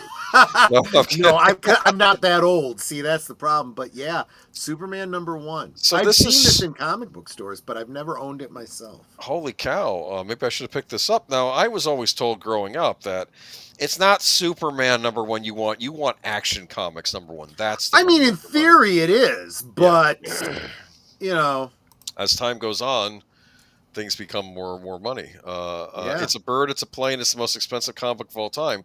Discovered in an attic and preserved in excellent condition. Oh, it's also conditioned, too. We have to remember that. Right, exactly. A copy of Superman #1 sold for $9.12 million, including the buyer's premium at Heritage Auctions on Thursday, setting a new record for the highest price ever paid for a comic. The record-selling book was graded CGC 9.0, the highest ever assembled for a leading authenticator. CGC is the world's greatest collectibles. Sees the world's greatest collectibles on a daily basis, but this is truly once-in-a-lifetime event. Certified Collectibles Group President Max Spiegel said, "We are living history in this moment. A comic book selling for a record-breaking 9.12 million shows not only the strength of the collectibles market, but also the trust that buyers have in CGC's expert and impartial certification." So I would guess that somehow this thing got preserved and didn't have a lot of age wear on it. And that's what it sounds like. So value is a function of how much is available in relationship to how desirable it is. It's fairly desirable for collectors, and there are very, very few of them. And this is the element that people forget. They see something like this and they go, well, you know what? Every time a new comic comes out, they're called speculators. I better get, a nice copy of this, put it away, protect it and whatnot, so that, 30 years from now I can pay off my mortgage or something. That's not how this works. That's not how any of this works. Because if everybody's doing that right now, congratulations. It's not going to be worth more than the cover price. Plus maybe, whatever happens to it because the value of the dollar through inflation, And it could actually end up being worth less than you paid for it. The reason being is because you got 5,000 people out there who have it in perfect condition waiting to sell it when the markets go up or whatever. The reason that this magazine and so many from that era are so valuable is because, one, nobody ever would have thought that there was value to these things. In fact, most adults thought they were a waste of time and didn't really want their kids wasting their money on them in the first place. Mom cleaning out the room when you go off to college or the army, throwing them out, whatnot. And even worse, we had something happen during the time that these comics were being printed. It was called World War II. Yeah. And what happened to paper products during World War II? Recycling. Yeah. So you had Superman in the comic book saying you can do your part for the war effort. When you're done reading this comic, put it into the recycling bin. I have a theory, by the way, about this. Yeah. I think the gentleman who discovered this as a time machine went back in time, bought a Superman #1, came back to the present with it. You have a time machine to make money. There's went to the much better ways newsstand. than Had to screwing around find with, yeah. a dime from that period, you know, that was Right, minted right. with like the 1930s, and then Well, and what you do is you do a lot of things. You set up a shell corporation buying specific stocks at specific times. Then when you come back, you're a multi-trillionaire. now he'll convert it into old-fashioned money and bring that back in time, and then start investing it more. Okay, Exactly. Yeah. I'm better off buying gold and silver coins. Yeah, I don't know. It's actually a real shame because I had a couple sealed video games that got royally messed up in the flood, which is a pity because you would figure they're wrapped in plastic. They should be impervious to water. They weren't, but oh well. What can you do? Well, because you didn't have them wrapped watertight, it gets in through. I guess the top not. and the seals and the stuff. I wasn't yeah. expecting a flood, dude. Well, that's I had them sealed away. I mean, I had them put away. I thought in a safe spot, but herein is another reason why things become valuable. Yes. Because over time, things happen that people don't expect, and the people that got lucky and never had that flood, that had it put away, tucked between their photo album and the high school yearbook. Oh, look what I found! I wonder if this is worth anything. Yep, it sure is. Such a pity. Like that Mickey Mantle baseball card, right? Yup. Oh well, what can you do? But I put the money to good use, and or maybe don't invest it in AI. That's all I'm saying. But right. Good on you though. But let me see though. Oh, look at this. There's a story. Wait a minute. This results in testament not only to this comic's rarity and preservation, strength of comic and the comic market overall, but also the expertise and trust that defines these roles. Here we go. 3 brothers searching through their late mother's attic last year found stacks of old keepsakes. Surrounded by newspapers, there were 6 comic books which their mother had purchased with her brother prior to World War II. You were just saying. Yep. Comics included 5 copies of early Action Comics as well as the record-breaking Superman #1. The brothers called Heritage, which had previously set the record for the world's most expensive comic book when it sold Action Comics #1 for $6 million. The book's condition is owed in part to Northern California climate. Look at this is important. If it had been an attic here in Texas, it would have been ruined, Heritage Auctions Vice President Lon Allen said in a statement. They're in their 50s and 60s, and their mom has always told them that she had an expensive comics collection but never showed them. It's a twist on the old mom threw away on my comics story. Oh, that's funny. It's kind of the opposite, right? What's interesting about this is like for school, they did I watched an online tour of the St. Catherine's Monastery Library near Mount Sinai. This is the same Mount Sinai that Moses went to. Do you understand? In Egypt, yeah. There's a monastery there run by Orthodox monks, and they say that the reason why a lot of these old medieval manuscripts have lasted so long in there is because of the climate. It's a very dry climate. Like, it's actually temperature controlled. Do you understand? Right. The climate it's at. Because that ruins things too. Like, you could have done your best to like seal this comic book up when you bought it, but if you were in the wrong climate, the age is going to wear. So this is fascinating. This is almost like a medieval manuscript, but it's a Superman comic. That's some of the book. It is, and this is one of those things where it's just luck, just chance, and it also comes down to there are people who know this. There are people preserving comic books and stuff like that in climate controlled places, and so on and so forth, and that's fine. But this is an example of someone who didn't know better and just got lucky. Agent Boomer, you should have learned from Obi-Wan to use the high ground. I'll explain it to you. So, certain things were on the bottom shelf because they were heavy. So I think oddly enough, I had my rare games in my Xbox One box for it, which frankly, it probably should have been in storage. Of course, my storage got hit too. But and unfortunately, I wasn't there when the flooding was happening because I was working at an evacuation center. So, what can you do? Stuff happens. You have to move on. Should have just let those people drown and take care of your stuff. Anyway, it's like, oh, I hate to tell you I don't know if I ever told you my most horrific story. I mean, I'm going to get off topic here for a minute, but That's fine. like, of course, our house got hit and everything. But while I was at Uh-huh. at one of the centers after I was having to stay there for a few days because I couldn't get back to the house because the street was still like a river. Right. Okay, and I see this woman there, and she's on one of the picnic benches, and she had this dog under the bench, and the dog looked really nervous, like the breathing heavy. And I'm like, and I was just Yeah. talking to her. She and the dog had been helicoptered out of their house in Fort Myers, which had gotten completely submerged. So I had to remind myself, yeah, you got hit bad, but you didn't lose everything. Exactly. These people, and I felt bad for the dog too. And I'm like, Right. yes. So it puts things in perspective.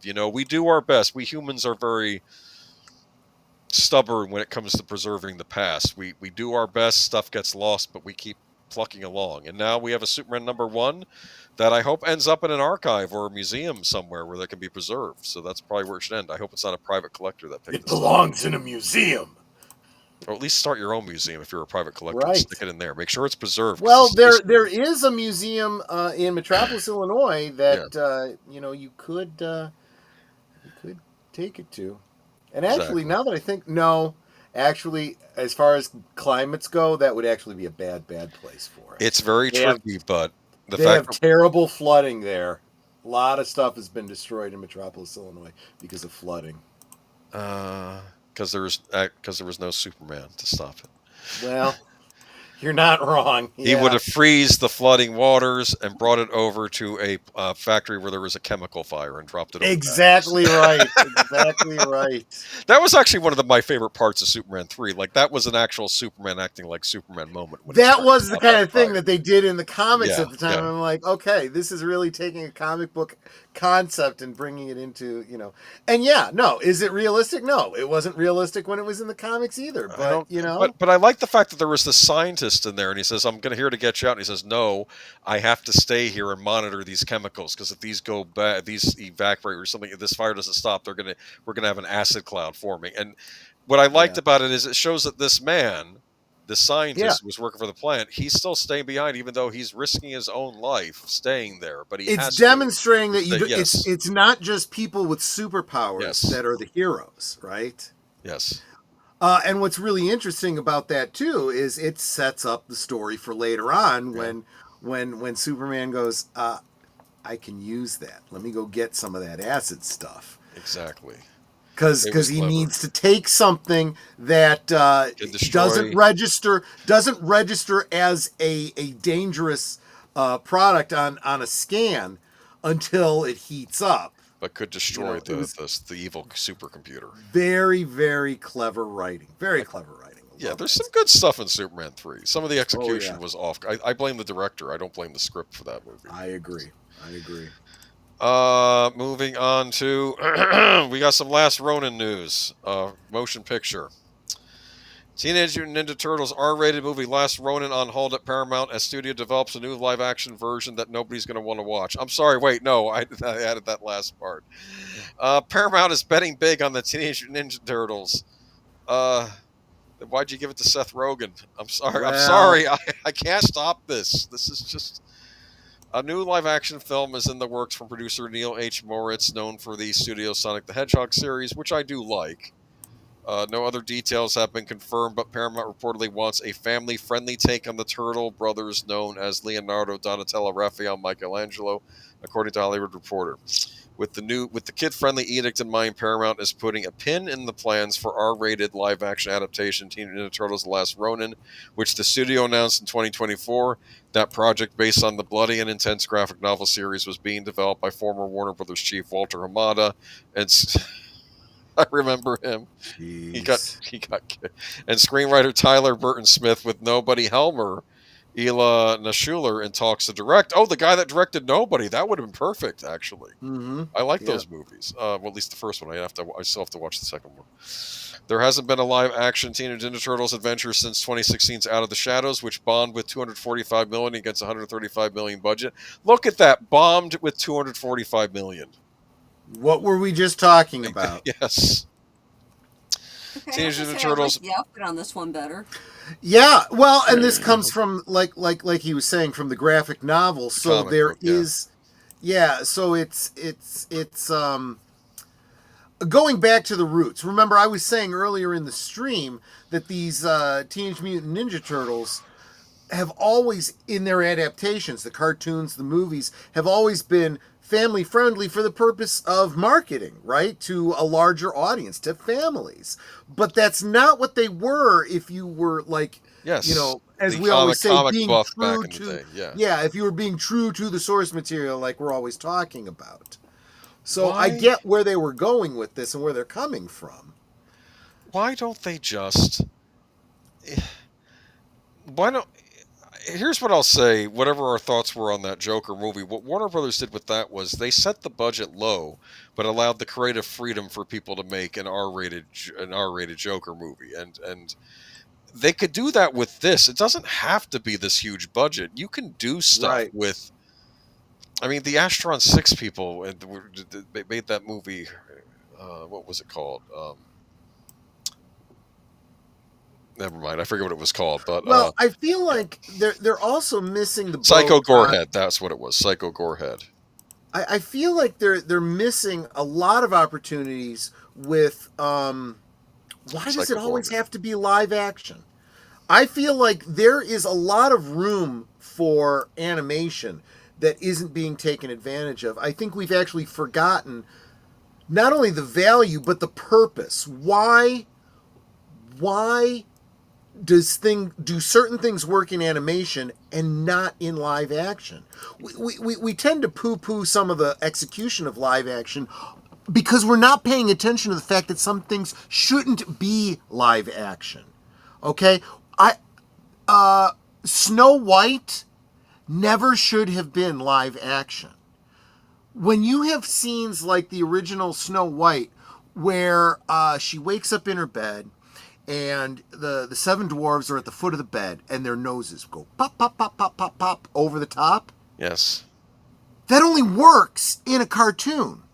If you turn that into a movie, these live action dwarves peeking over the bed are seven creepy guys looking at a girl sleeping.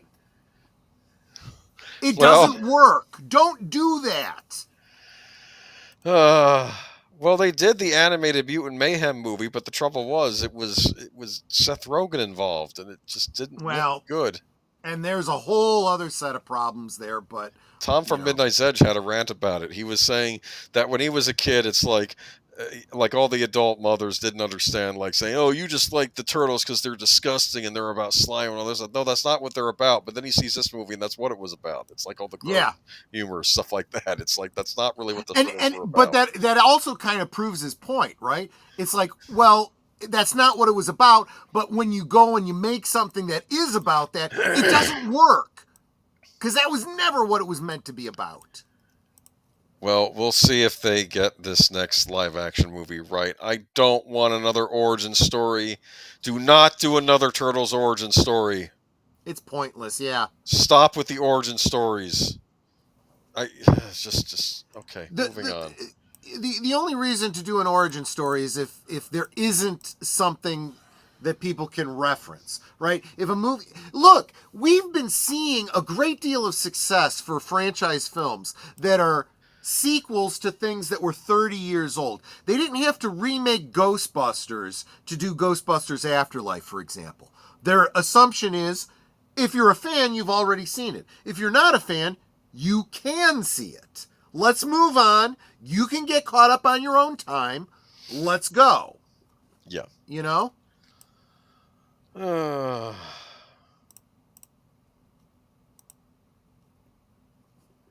Kevin Spacey. Oh. We've talked about him. What? No, yeah, I took I had a little bit of fun with the thumbnail on this one. I used AI to generate a piece of artwork of Kevin Spacey as a homeless beggar. That's what. Okay, I was trying to pinpoint, and now I realize that was Kevin Spacey. Okay. Yeah. Kevin Spacey says he's homeless and living in hotels. Kevin Spacey announced in an interview with The Telegraph that he is officially homeless after his Hollywood film career came crashing down and various sexual assault allegations. I am living in hotels. I'm living in Airbnbs. Yikes. The two-time Oscar winner said, I'm going where the work is. I literally have no home. That's why I'm attempting to explain. The costs over these last 7 years have been astronomical. I've had very little coming in and everything going out.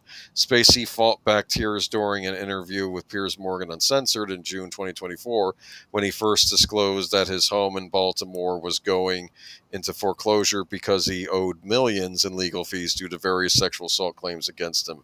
Spacey had been living in the city since House of Cards, started production in 2012. He was fired from the show by Netflix in 2017 due to alleged sexually inappropriate behavior on set. I'm not sure where I'm going to live now. I can't pay the bills that I owe, Spacey told Morgan at the time. Since claims of Spacey's alleged assaults and inappropriate behavior first arose in the wake of the Me Too movement, hashtag in 2017, several legal cases have been brought against him. A jury in New York concluded in 2022 that Spacey did not, I won't use that word, but assault actor Anthony Rapp, who had accused him of this assault in the early 1980s when Rapp was 14.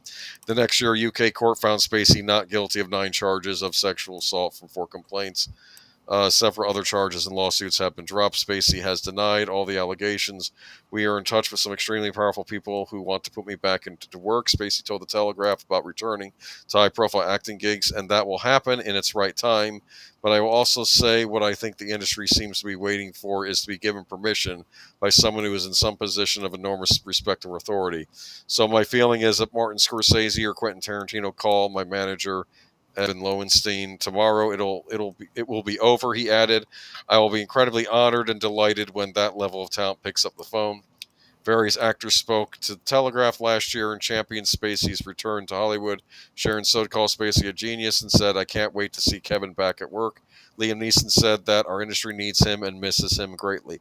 So it sounds to me like this is all panned out and that these were all false allegations. Is that what I'm saying? No. Let's not go that far. But what we can proven. say is they were never proven. That's why they're Okay. still saying alleged. And herein lies the problem.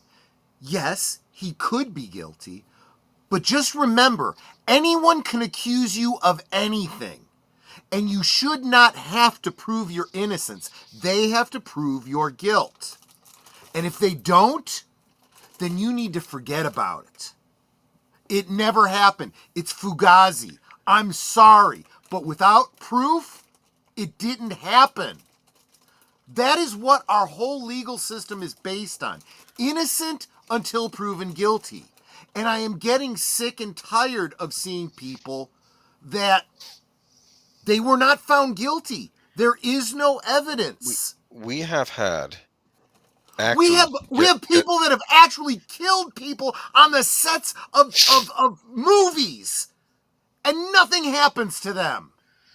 and then crash their car because of a evil dumpster truck that was going to hit them. You know? No, I'm kidding. And- Anyway, And look, again, I want to be very clear. He may very well be guilty of these things, but until you have the proof, he's not. And he deserves to be able to work. I don't know. I don't know that he is. I'm sorry. The more I hear about this, you're right. You I can can't say one speculate way or the anything. other. With a lack of evidence, what is it? A lack of evidence? Here's what it was. He was a closeted gay man. He probably did have affairs with younger actor men who were probably doing it maybe to get a heads up in their career, and that didn't pan out, and they got angry. I think that's what happened. And be that as it may, I don't know if anyone realizes this, but Anthony Rapp is kind of putting a dark spot on his own career. People are going to look at him and go, do I want to hire him? Is he going to accuse me of something? I don't know. I mean, that's the problem. Well, we had that whole issue with Frank Langella a couple years ago with that Netflix show, the Fall of the House Usher show, where he got kicked off it because of some actresses complained about during a scene where they were supposed to be making out or something, and then he got let go, and his career sort of got destroyed over what I felt was nothing. I said he was acting. That's what he was saying. That's what you do in these scenes, and that's what the scene called for. And he got let go, and we've not seen him again. Oh, what's that? Exactly. I want to say hi to Bobby Blankenship. Welcome, welcome. Good to see you. I don't know this song, so unfortunately I can't sing it. Freddie Rodriguez, who used to be on he was on Bull a while back, and he got canned from that show internally, like it was an internal investigation. Yeah. And I don't know what that was about, because I never got to hear who accused him of what or where, but he didn't get used for the final season. And I feel like he didn't even get a trial. They just kind of, and his career, I don't think, has recovered from that. But what did he do? We don't even know. Right, exactly. And it's ridiculous. And he was like one of the main characters on Bull. But unfortunately, that's the same kind of thing that happens. This isn't him being brought up on charges of anything. This is losing a job because of an accusation. And unfortunately, a company has a right to say, you know what, whether it's true or not, this isn't worth the PR or the problem. Or is it worth having a decent final season? Because you kind of ruined it in the final season for other reasons besides that. That's a decision they don't care, and it leads to the end of a successful show. And maybe they said it's better to get rid of this show than end up, being responsible for, having to settle out of court for some big lawsuit or something. It's ridiculous. This is why TV's the wasteland it is, though. I'm telling you, it absolutely is. The legalities and what companies are responsible for, and the way lawsuits work is always been a problem. But that's kind of a separate issue. This is more about people making accusations and being able to end careers just based on an accusation. This is a real problem. And Johnny Depp, of course, we mentioned. I don't know if I talked about him during the stream, but same thing with and that destroyed a movie franchise, Fantastic Beasts. Right. Now they're having to start Harry Potter all over again because of it. It's ridiculous. Yep. Final story of the night: Twin Peaks DP Ronald Victor Garcia on shaping the look of David Lynch TV masterpiece. With something positive, basically the good old days. Absolutely. And just a reminder to everybody that has enjoyed Live from Sparkwood 21 every Tuesday. We are taking a hiatus until after the holidays, but we will be returning over on Deleted Scenes channel after the holidays. We're going to start over again, kind of a knowing what I know now kind of thing. We did a watch party every week of all the episodes of Twin Peaks and the movie and so forth, as if you'd never seen it before, because many hadn't. And in Deleted's case, he hadn't seen the third season yet. So we went with no spoilers. Now we're going to go into it full spoiler mode. We've all seen it. If you haven't, I'm sorry. Maybe check it out, on your own before you get to us. But in the new year, we will start again from. Maybe we'll just start with Fire Walk with Me, so we can watch it in chronological order. And it'll be exciting. Yeah. And just so you know, on Amazon currently, maybe other places as well, they do have the complete Blu-ray box set, including the movie Fire Walk with Me, on sale for I think $43 for the entire. Nice. That includes the original series, the Showtime series, and the movies, and the missing pieces. So if you want to get it, as we say, own physical media. Oh, and I wanted to point something out. I don't know if Jessica Hardo says he has a PlayStation 4, but if you want to get the new Teenage Mutant Ninja Turtles Splinter Fate game that got a physical release, it's available on PS5, Switch, Xbox, and PlayStation 4. You get a physical copy, $19.99. $19.99. Nice. Even comes with a package of trading cards. Interesting. And comes with the DLC for Casey Jones included as well. So, and a digital art book too. So that's kind of neat. For $20, that's a great deal. That's a steal, I think. Okay, so I'll read this article. The Camera Image Film Festival is paying tribute to the late great David Lynch this year, and one of the greatest drawing is a steady crowd is Torun, if I'm saying that correctly, is Ronald Victor Garcia, the cinematographer who helped define the look of Twin Peaks and its feature companion, Twin Peaks Fire Walk with Me. Lynch is most closely linked to Frederick Elms, a racer-red blue velvet wild at heart, whose deep blacks, stark contrast, and practical light sources grounded the director's surreal imagery, as well as Peter Deming, Lost Highway, Mulholland Drive, Inland Empire, whose clean composition and abrupt shifts in exposure color shaped Lynch's later dream logic aesthetic. But Garcia's work on Twin Peaks is equally fundamental to the Lynch palette. He wanted something warm, Garcia says, of Lynch's vision for the series. Everybody shoots in the Northwest up in Washington State in blue. The forest in blue, cold colors. David didn't want blue. He wanted warmth. After several days of testing in Seattle and a near mutiny at the local lab, Garcia landed on the combination that defined the show, an 85 correction filter paired with new pure glass LLC filter that pushed the shadows toward a yellow-orange tone. The final piece was Fuji stock. The Fuji film could really reach into the shadow area and make the dark shadows warmer, just enough to where it changed the look of the film, he says. Garcia recalls that Lynch rarely gave technical directions, preferring metaphors. When shooting the river pan that appears in the opening credits, Garcia moved too quickly for Lynch's taste. I was used to television. You got 3 seconds and it's cut, so I was speeding along. He kept saying, Ron, it's too fast. We did that 5 times. Finally, he looked at me and said, Ron, think underwater. I pictured myself in a swimming pool trying to walk against the thickness of water, and that was it. Perfect. Later, while Garcia was shooting establishing shots in Washington for season 1, Lynch called from Los Angeles with a single instruction. Ron, too weird. Think mysterious, he said, before hanging up. It was the same with his actors, Garcia adds. Because of his meditation, he was present every moment. He was able to see who he was talking to and reach into your psyche without many words.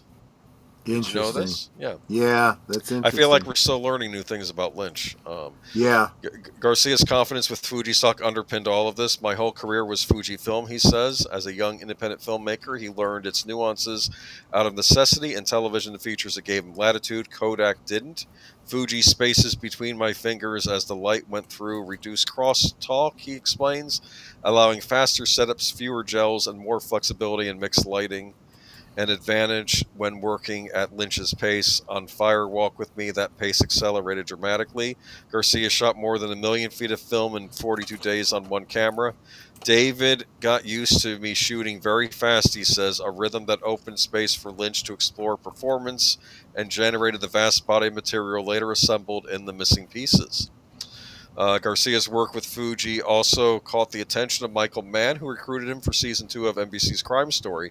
Mann's directive couldn't have been more different. I do not want you to hand me a mundane image. If you fail, we'll just reshoot it. Mann pushed Garcia to step out of the box, then left him completely alone. The contrast remains clear in Garcia's mind. Shooting with Michael Mann, it was like being on a bullet train in Japan. Shooting with David Lynch was like being on a canoe on a very calm lake. That's interesting. 2 directors with their distinct styles. Looking back over his decades-long career, Garcia, 85, is blunt about the impact of new technology and contemporary television aesthetics. I hate to say this, but I think it all looks the same, he says. And it's because of AI, computer graphics, the technology, and the special effects taking over the whole ball of wax. I'm here at Camera Image to watch foreign films, not Hollywood films, because I'm interested in what the cinematographers are doing. I think the creativity comes out of having not enough equipment and not enough time and having to find a solution. In an era defined by uniformity, Garcia's work with Lynch stands out for the same reason it did in 1990, a handmade visual approach built on film stock filtration and in-camera experimentation, and a director-cinematographer collaboration that refused to settle for the expected. Good article. Yeah. And is that it? Think so. Is that it? Oh, my goodness. Well, anyway, I used to... in film school, they'll tell you that, film is painting with light. Yes, that's true. Yes. Yeah. So. Oh, Jessica Carter says, PS4 TMNT for $20, mine. Yeah, I think they have it at other locations, too, for 20. I think Best Buy has it, too. Just pick it up for whatever system you have, and you get the trading cards with it, too. Mm-hmm. You know what the plot of Splintered Fate is? No. Splinter gets kidnapped by the Foot Clan. I'm sure there's more to it, though. Jeez, that seems pretty straightforward to me. But that's what's cool is instead of like it's a roguelike, and in roguelikes you go into dungeons a lot, right? You know, dungeons. Right. In this game, though, the sewer is your dungeon, and you're fighting all these monsters. Like I think I fought Leatherhead as my first boss in the sewers, so it was neat. Cool. That's it. I can't believe it's all done. Yeah. Another week gone by, but we'll be back next week for another Geeky Geezers. But in the meantime, I hope all of you have a very happy Thanksgiving with your loved ones, or even by yourself. You can just get yourself a Hungry Man dinner and cry into it. I'm sorry, wait, no, I'm being mean. I'm being mean. That wasn't funny. Okay. Guys, we have a full week coming up. I'm not taking any time off. I'll be doing all the regular stuff. Spend it, yes. If you have no one, spend it with Troy and Netter. They will be along, yes. We will be here for you all day Thursday. Well, not all day. I may sleep in on Thursday, but I'll still have liquid lunch all week, including Thursday. We're going to be doing some Thanksgiving movies and specials, rewatches over on my channel and Netter's channel on Thursday. Come hang out with us. Like I said, movie rewatches. If you have the ability to broadcast to your TV or whatever, go ahead and open up Cosme on your wherever you're at. If you're at your family's place or whatever, you can watch. We'll certainly be watching Planes, Trains, and Automobiles. Probably be watching Son-in-Law. There'll be some other movies. Whatever. Beethoven. Movie about Black Friday. Black Friday we'll be talking about on Friday for Last Call. The movie Black Friday. Yes, I know the movie Black Friday. Well, the Thanksgiving movie by Eli Roth. We did watch that last year. What'd you think? Patrick Dempsey, huh? It was actually really good. It was actually really good. But so that's what we got coming up this week. Again, members, a movie night tomorrow, Logan's Run. Remember, if you're not a member, you could be a member of my channel for as little as $2 a month. Consider it, please. If you've been gifted a membership, you enjoy hanging out with us, hopefully you decide to renew and stick around. And that's all I got. But I did want to mention, though, you know what my favorite part of that Thanksgiving movie was? What's that? Remember when they're throwing the hot party and they're kind of, charging people at the door to get into the party, right? And they're talking about, the guy's talking about Black Sabbath, and everybody thought Black Sabbath was done after Ozzy left, but then you got this charming little imp named Dio taking over the reins, and then the teenagers said, "What's Black Sabbath?" And he said, "You're not getting in."